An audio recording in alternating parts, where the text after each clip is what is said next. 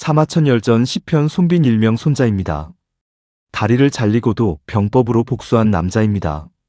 제공 축간속 인생 이정표 제공입니다. 발이 잘려도 붓을 놓지 않은 천재. 치욕을 이기고 역사상 가장 완벽한 복수를 이룬 병법가. 손자병법을 완성한 손빈의 이야기가 지금 시작됩니다. 손빈은 제나라 출신이었습니다. 전국시대 최고의 병법가, 손자의 후손이라 전해집니다.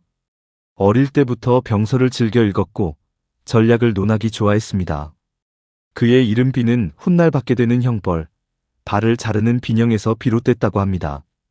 태어날 때부터 비극적 운명을 예고하는 이름이었습니다. 손빈왈, 전쟁이란 속임수의 예술이다. 강한 척 약하게, 약한 척 강하게. 적을 내가 원하는 곳으로 끌어들이는 것이 진정한 용병술이다. 손빈은 당대 최고의 스승 귀곡자 문화에 들어갔습니다. 귀곡자는 천하의 인재들이 모여드는 곳이었습니다. 그곳에서 손빈은 평생의 동문을 만났습니다. 방연이었습니다. 두 사람은 함께 병법을 배우며 깊은 우정을 쌓았습니다. 방연왈, 손빈, 자네는 정말 천재야. 내가 아무리 해도 자네를 따라잡을 수가 없어. 손빈왈, 방연 무슨 소리야? 자네도 충분히 뛰어나. 우리 함께 천하의 이름을 떨치자. 방연이 먼저 스승 문화를 떠나 위나라로 갔습니다. 위나라 해왕 밑에서 빠르게 출세의 대장군이 됐습니다. 그러나 방연의 마음속에는 항상 손빈이 있었습니다. 자신보다 훨씬 뛰어난 손빈이 언젠가 경쟁자가 될 것이라는 두려움이었습니다. 방연왈, 손빈이 세상에 나오면 나는 끝이다. 그 전에 손빈을 내 손에 넣어야 한다. 우정이 질투로 변하는 순간이었습니다. 어느 날 손빈에게 방연의 편지가 왔습니다. 위나라에서 함께 나라를 위해 일하자는 내용이었습니다. 손빈은 기뻤습니다. 오랜 동문이 자신을 불러준다니.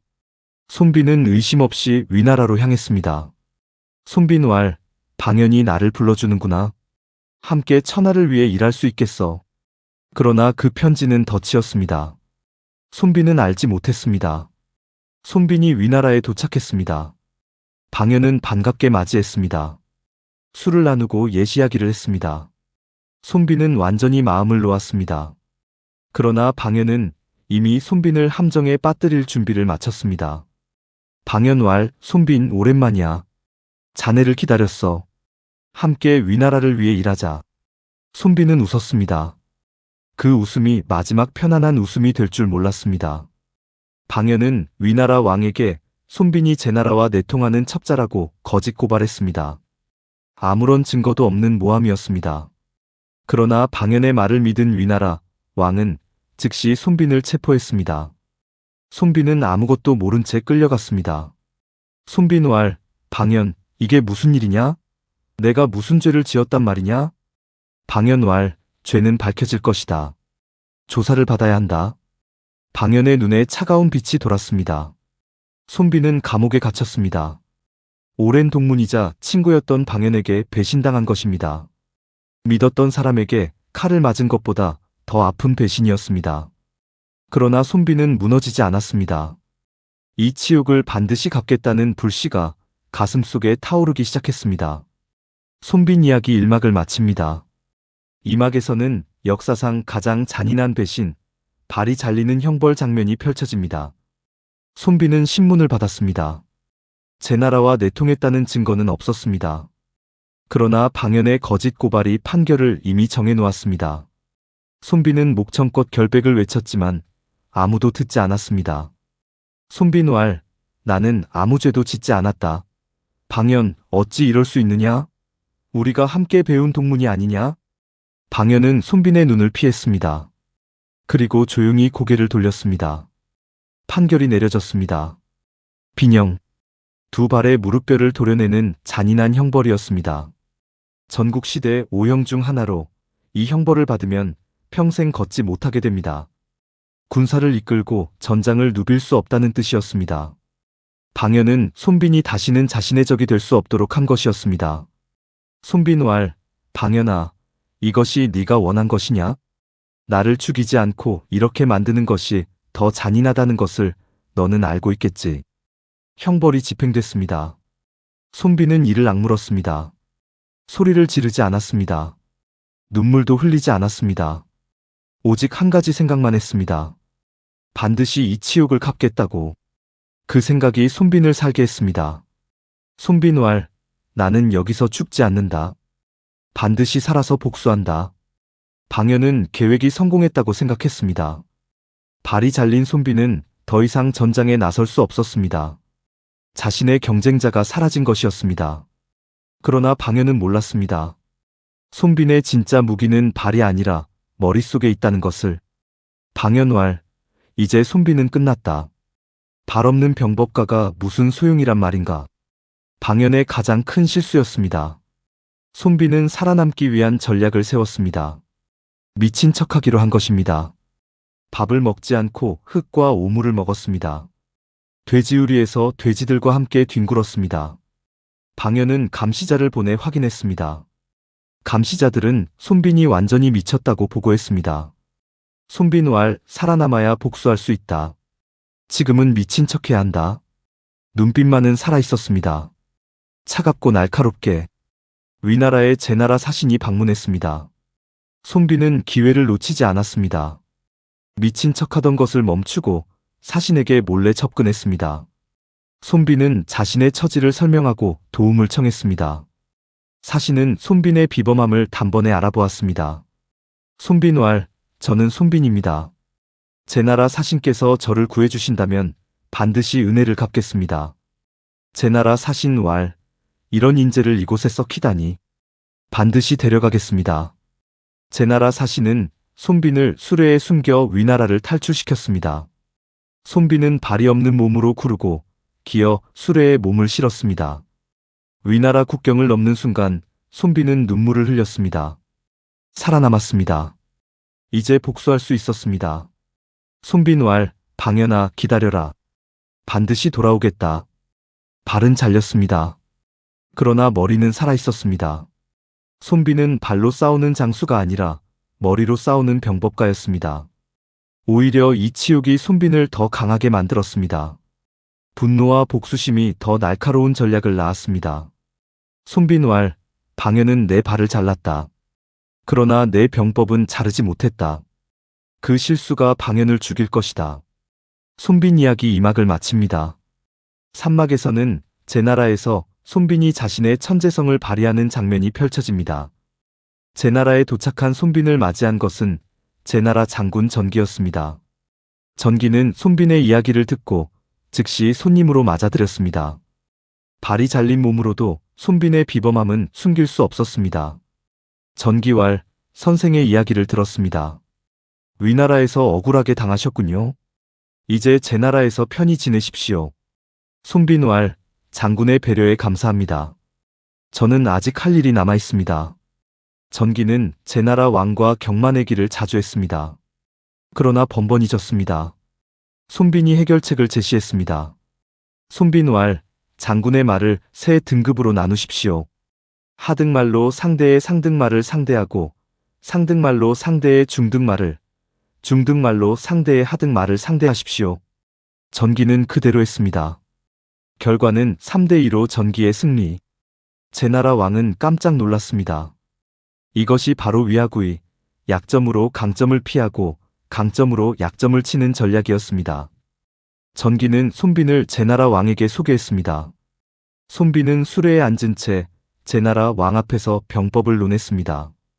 왕은 감탄했습니다.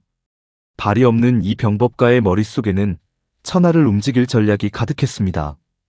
제나라 왕왈, 선생이야말로 진정한 천재로구나. 우리 제나라를 위해 힘써 주시오. 손빈왈, 폐하의 명을 받들겠습니다. 반드시 제나라를 강국으로 만들겠습니다. 손빈은 제나라의 군사고문이 됐습니다. 직접 전장을 뛰어다닐 수는 없었지만 수레 위에서 전략을 짰습니다. 장수들은 손빈의 전략에 따라 움직였습니다. 발이 없어도 손빈은 전장을 지배했습니다. 손빈왈, 전쟁은 발로 하는 것이 아니다. 머리로 하는 것이다. 적을 내가 원하는 곳에서 내가 원하는 방식으로 싸우게 만드는 것. 그것이 승리의 핵심이다. 손빈은 밤마다 병법서를 집필했습니다.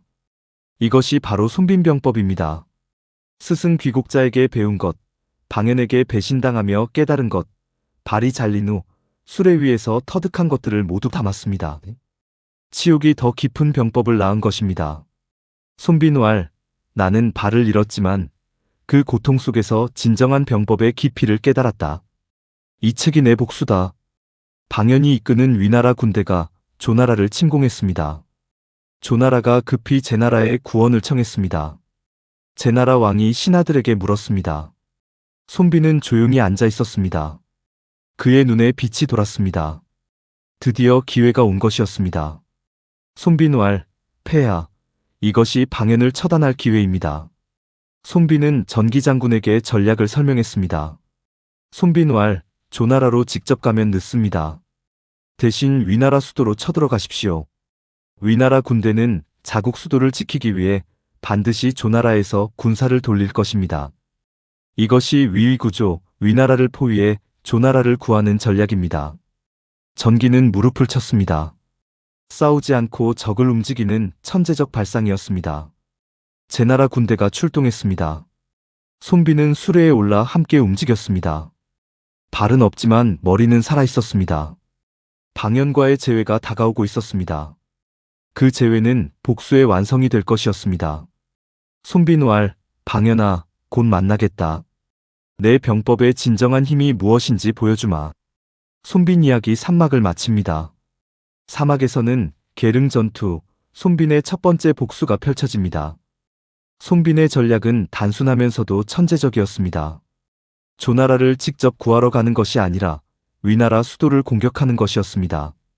조나라를 공격하던 방연의 군대가 수도를 지키기 위해 반드시 돌아올 것이라는 계산이었습니다.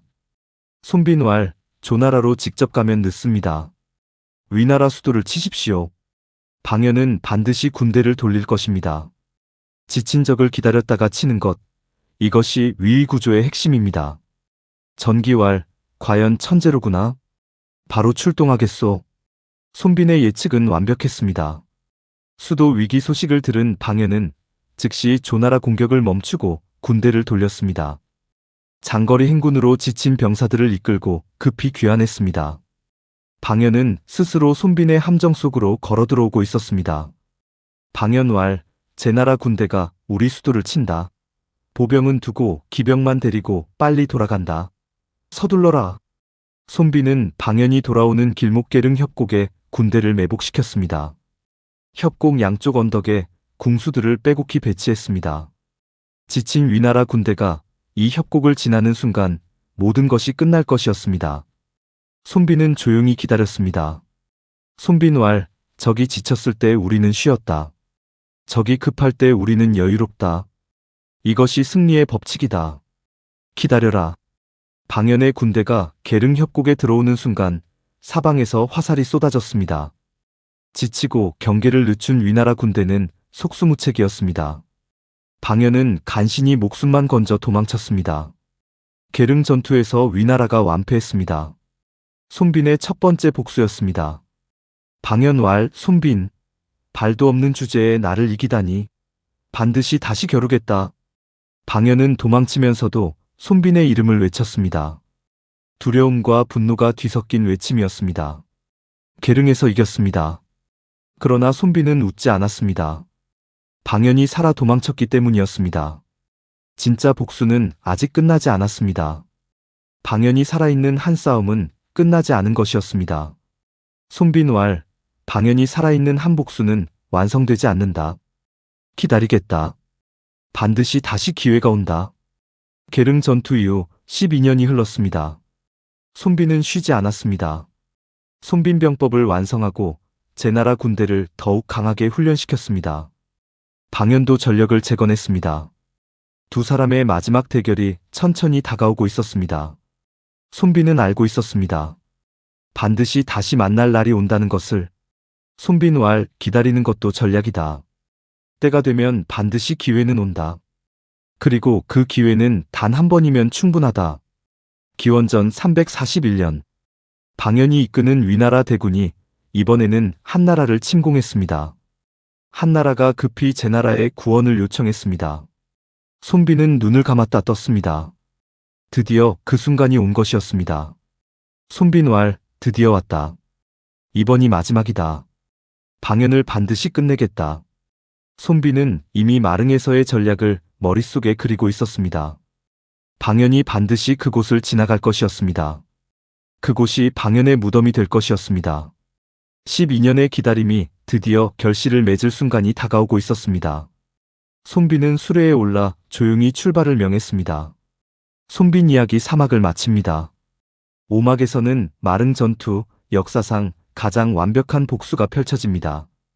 손빈은 이번에도 천재적 속임수를 썼습니다. 첫날 아궁이 10만 개, 둘째 날 5만 개, 셋째 날 3만 개로 줄였습니다. 마치 제나라 병사들이 두려워 도망치는 것처럼 보이게 한 것이었습니다. 방연이 이 흔적을 발견하도록 일부러 남겨두었습니다. 자만심 강한 방연이 반드시 쫓아올 것이라는 계산이었습니다. 손빈왈, 방연의 자만심을 이용하겠다. 그는 우리가 겁쟁이라고 생각하고 기병만 이끌고 빠르게 쫓아올 것이다. 그때 잡겠다. 방연이 흔적을 발견했습니다. 손빈의 계산대로 완전히 속았습니다. 방연왈, 제나라 겁쟁이들이 도망치고 있다. 사흘 만에 병사 절반이 달아났구나. 보병은 두고 기병만 데리고 빨리 추격하라. 절대 놓치면 안 된다. 방연은 기병만 이끌고 밤새 달렸습니다. 보병 없이 기병만 이끄는 것은 위험한 선택이었지만 방연의 자만심이 그 위험을 보지 못하겠습니다. 마릉이 가까워지고 있었습니다. 손빈은 마릉 협곡에 큰 나무 껍질을 벗기고 글을 새겼습니다. 방연은 이 나무 아래서 죽는다. 그리고 나무 주변 양쪽 언덕에 수만 명의 궁수를 빼곡히 매복시켰습니다. 불빛이 보이면 일제히 쏘라고 명령했습니다. 방연은 반드시 어두운 밤에 이 나무를 보기 위해 불을 켤 것이었습니다. 손빈왈, 방연은 반드시 이 나무를 보려고 불을 켤 것이다. 그 순간이 끝이다. 절대 신호전에 움직이지 마라. 밤에 마릉 협곡에 도착한 방연은 이상한 것을 발견했습니다. 나무 하나의 껍질이 벗겨져 있었습니다. 뭔가 써 있는 것 같았습니다. 어두워서 보이지 않았습니다. 방연은 아무것도 모른 채 횃불을 들었습니다. 그것이 죽음의 신호였습니다. 방연왈, 이 나무에 뭔가 써 있구나. 횃불을 가져와라. 횃불이 켜지는 순간 손빈의 신호가 떨어졌습니다. 사방에서 수만 개의 화살이 동시에 쏟아졌습니다. 마릉 협곡 전체가 화살로 뒤덮였습니다. 밤새 달려 지친 위나라 기병대는 순식간에 무너졌습니다. 피할 곳도 없었습니다. 도망칠 곳도 없었습니다. 이것이 마릉 전투였습니다. 역사상 가장 완벽한 함정이었습니다. 수십 개의 화살을 맞은 방연은 쓰러졌습니다. 마지막 순간 방연은 이를 갈았습니다. 방연왈, 결국 저 녀석의 이름을 천하에 떨치게 만들었구나.